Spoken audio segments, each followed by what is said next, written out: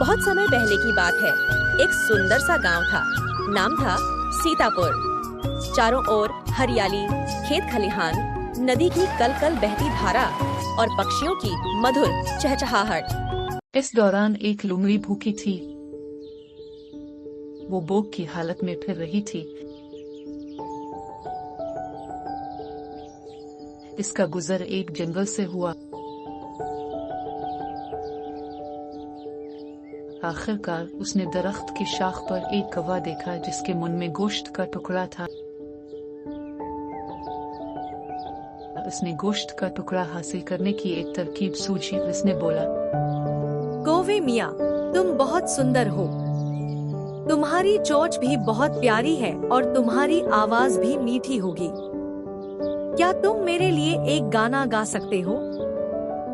کوا اپنی تعریف سن کر بہت خوش ہوا اور بغیر کچھ سوچے سمجھے کائیں کائیں کرنے لگا۔ جیسے ہی اس کا منہ کھلا گوشت کا ٹکڑا نیچے گرا۔ لومڑی نے گوشت کا ٹکڑا کھایا اور چلی گئی۔